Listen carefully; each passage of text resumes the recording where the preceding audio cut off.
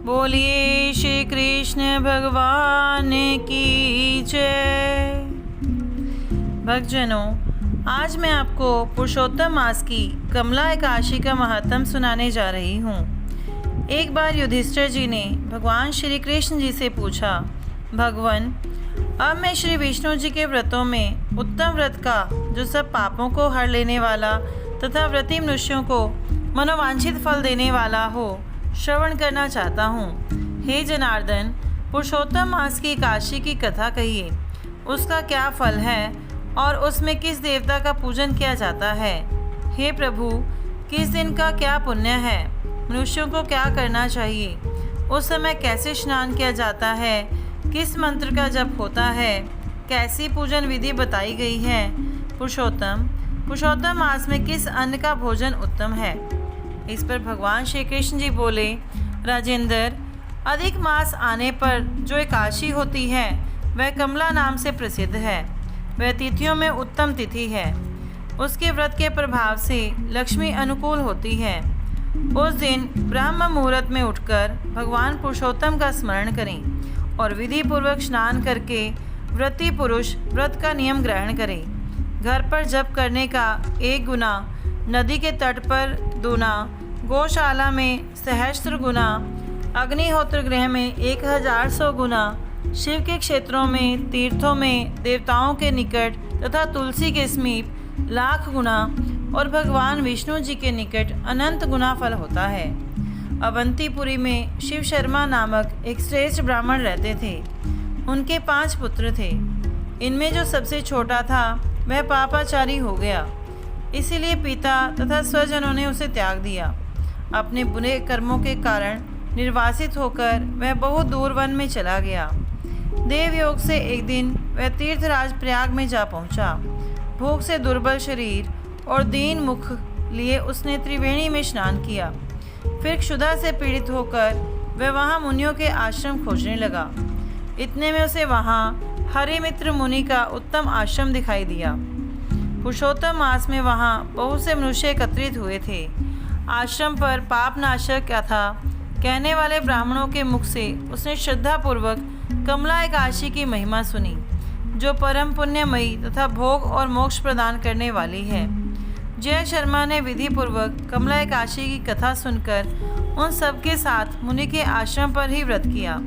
जब आधी रात हुई तो भगवती लक्ष्मी उसके पास आकर बोली, ब्राह्मण, इस समय कमला एकादशी के व्रत के प्रभाव से मैं तुम पर बहुत प्रसन्न हूँ और देवादिदेव श्री हरि जी की आज्ञा पाकर वैकुंठ धाम से आई हूँ। मैं तुम्हें वर दूंगी। ब्राह्मण बोले, माता लक्ष्मी, यदि आप मुझ पर प्रसन्न हैं तो यह व्रत बताइए जिसकी कथा वार्ता में साधु ब्राह्मण सदा संलग्न रहते हैं। लक्ष्मी जी ने कहा, ब्राह्मण, एकादशी व्रत का महत्व श्रोताओं के सुनने योग्य सर्वोत्तम विषय है। यह पवित्र वस्तुओं में सबसे उत्तम है। इससे दुस्वप्न का नाश तथा पुण्य की प्राप्ति होती है। अतः इसका यत्न पूर्वक श्रवण करना चाहिए। उत्तम पुरुष श्राद्ध से युक्त हो 1 या आधे श्लोक का पाठ करने से भी करोड़ों महापाप से तत्काल मुक्त हो जाता है।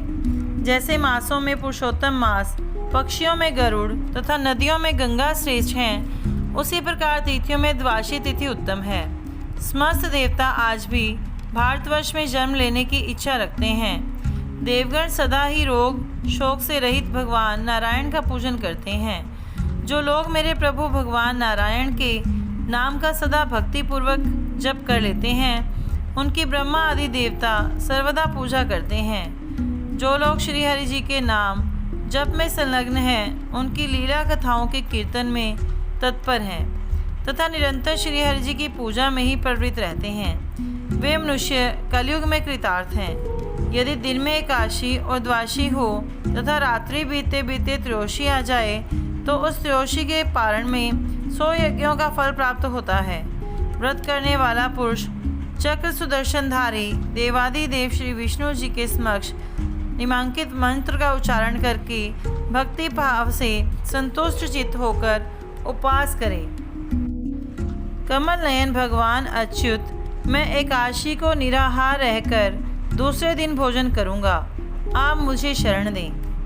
तत्पश्चात व्रत करने वाला मनुष्य मन और इंद्रियों को वश में करके गीत, वाद, नृत्य और पुराण पाठ आदि के द्वारा रात्रि में भगवान के समक्ष जागरण करें।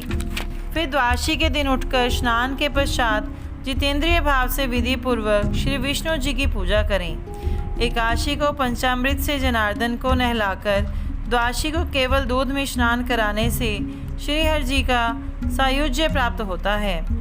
पूजा करके भगवान से इस प्रकार प्रार्थना करें, हे केशव, मैं अज्ञान रूपी रंतोधि से अंधा हो गया हूँ। आप इस व्रत से प्रसन्न हो और प्रसन्न होकर मुझे ज्ञान दृष्टि प्रदान करें। इस प्रकार देवताओं के स्वामी देवादिदेव भगवान गदाधर से निवेदन करके भक्ति पूर्वक ब्राह्मणों को भोजन कराएं तथा उन्हें दक्षिणा दें। उसके बाद भगवान नारायण के शरणागत होकर बलि वैश्वदेव की विधि से 5 महायज्ञों का अनुष्ठान करके स्वयं मौन हो अपने बंधु बांधवों के साथ भोजन करें।